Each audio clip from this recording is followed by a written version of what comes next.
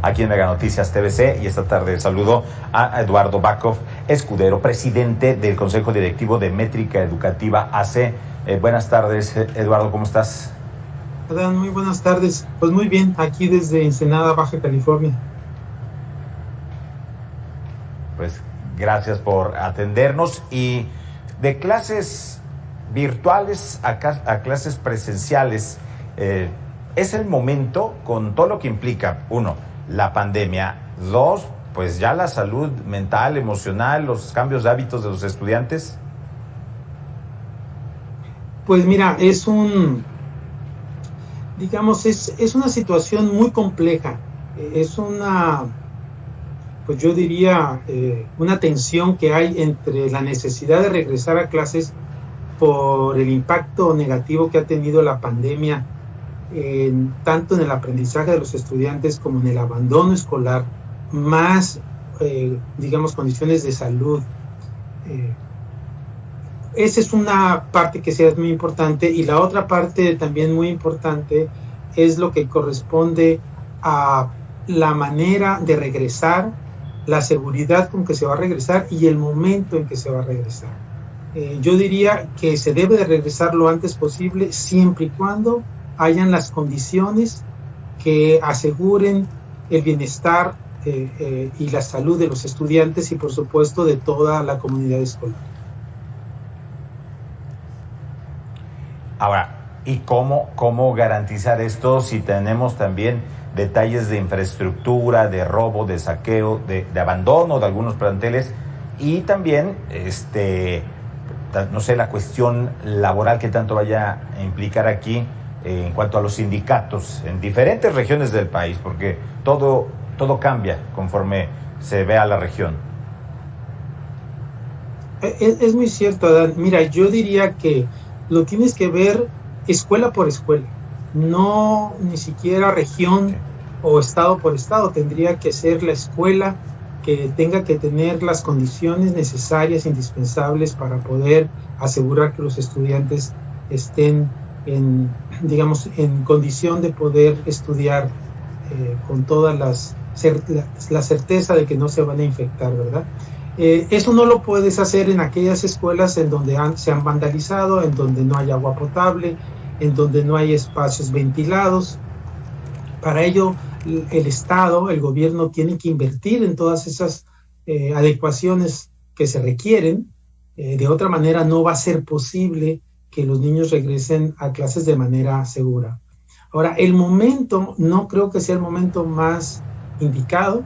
Estamos en un repunte de la pandemia por la variante Delta, y diría que pues debería de esperar un poco a ver cómo transita, cómo evoluciona la pandemia, y escoger el momento en el cual va de bajada y no vaya de subida. Esto no lo digo yo porque no soy especialista en salud, es un sentido común, pero sí lo dicen los especialistas en salud que han abordado el tema, y que lo que te dicen es que no es el mejor momento de hacerlo. Ahora, sé que lo van a hacer de manera escalonada, algunas escuelas sí y otras no. Al menos en mi estado, Baja California, van a irse incorporando 8 escuelas cada semana, de tal manera que con toda seguridad van a seleccionar primero a las más bien equipadas y las que tengan la mayor posibilidad de hacerlo. Pero otro gran problema, bueno, tú mencionas uno que son los sindicatos. Yo entiendo que el CENTE, que es el sindicato pues más grande del país, ya dijo que sí, que iban a regresar a clases y que iba a ser obligatorio para todos los profesores estar pendientes y estar presentes en el regreso a clases. Pero no solamente los docentes tienen que estar ahí y tienen que estar vacunados, también todo el personal administrativo, el personal de mantenimiento, toda la comunidad escolar debe de estar vacunada, y eso no lo sabemos. Si hay algún problema que tenemos en este momento, es falta de información respecto a estas condiciones del regreso a salud. Y termino esta parte diciéndote que el decálogo que publicó la Secretaría de Educación pues básicamente es un decálogo de puras indicaciones lógicas de sentido común, pero no es un protocolo bien definido y claro para saber qué hacer en el caso de que ocurran infecciones que seguramente van a ocurrir, no solamente porque la escuela pudiera protegerla o no protegerlo, sino porque los padres de familia se van a tener que movilizar en transporte público para llegar a las escuelas. Entonces, sí me parece que a la Secretaría le falta mucho más claridad, que es necesario un protocolo mucho más detallado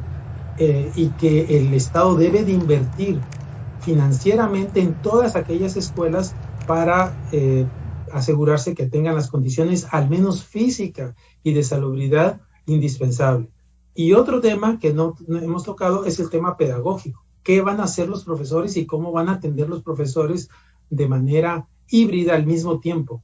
Es decir, estudiantes que van y estudiantes que no van, con dos modelos distintos. Sí, y eso precisamente me lleva a preguntarte, ¿cómo se encuentra el nivel educativo de los estudiantes a casi ya,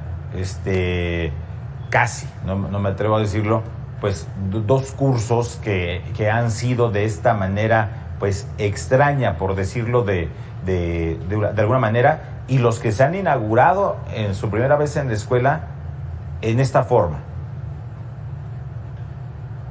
Pues no tenemos datos, ese es un problema de nuestro país, ¿verdad? Que eliminaron a la institución que generaba esa información y no sabemos a ciencia cierta cómo van a llegar los estudiantes en términos de los aprendizajes. Pero los cálculos así muy conservadores te dicen que cuando menos van a haber perdido la mitad de los aprendizajes que tuvieron que haber adquirido el grado anterior. Entonces, piensa que algunos más y algunos menos, y algunos totalmente, porque hubo estudiantes que no tuvieron el equipo en casa ni las condiciones para tener alguna oportunidad para aprender y por lo tanto no aprendieron, básicamente. Entonces van a llegar a los salones de clase con una heterogeneidad muy grande. Entonces hay un triple problema ahí. Por un lado, primero que los profesores tienen que saber cómo llegan los estudiantes. Segundo, una vez que sepan, tienen que hacer las condiciones y los protocolos necesarios para poder recuperar lo que se perdió en este año y medio de pandemia. Y tercero, van a tener que atender, si todo estuviera bien, como lo dijimos, al menos en la infraestructura, van a tener que atender simultáneamente a aquellos estudiantes que quieran regresar, que a mi manera de ver van a ser pocos, al menos en un principio, y aquellos estudiantes que no quieran regresar. Entonces, ¿a qué horas va a poder atender, sobre todo los estudiantes que estén en casa y que quieran ser atendidos en línea? Va a tener mucho menos tiempo el profesor que anteriormente, cuando todo se hacía en línea, aunque no se hiciera muy bien, pero tenía todo el tiempo para hacerlo en línea. Ahora lo va a tener que dividir entre las clases presenciales y las no presenciales. Sí, será entonces algo que se tendrá que explorar y habrá que ver también la tecnología dentro de las escuelas, si ahí se atenderá a estos grupos o en la casa del profesor. Hay poca claridad, no sé cómo lo veas. No hay claridad, básicamente no se ha dicho cómo va a ser el modelo que le llaman híbrido o mixto. Lo dicen con una gran facilidad como que es la solución, y no me queda la menor duda de que esa es la única alternativa que ellos tienen cuando algunos niños van a regresar a clases y otros no, que tienen que utilizar las dos modalidades, la presencial y la distancia. Lo que no me queda claro es cómo la van a compatibilizar. No van a tener, al menos en muchas escuelas, centros escolares públicos, la infraestructura necesaria, por ejemplo, para transmitir clases.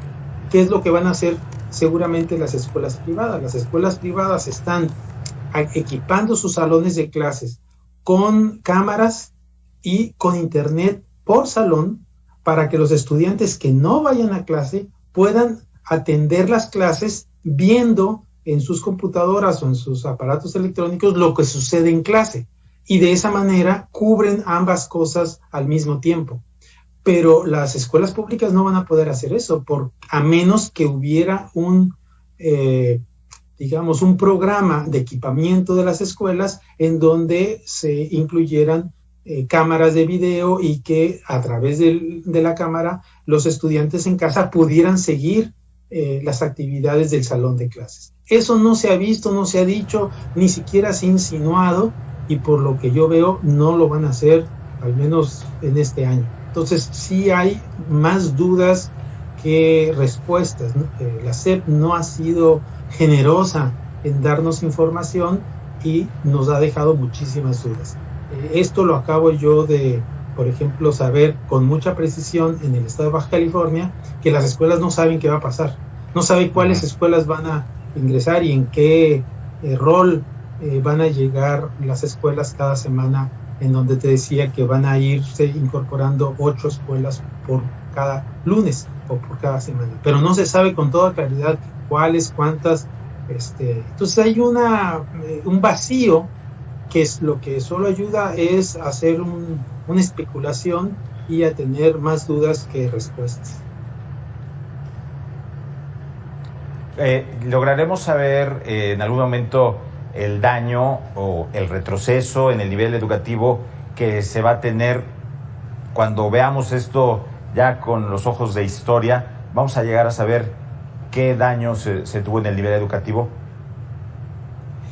Yo digo que sí, Adán. Mira, hay una evaluación que viene el próximo año, eso espero, que es la evaluación de PISA, que evalúa a estudiantes de 15 años y que te dice qué es lo que han aprendido esos estudiantes y te puede comparar primero al propio país a través de los años. Entonces vamos a saber qué tanto perdieron los estudiantes al llegar a los 15 años.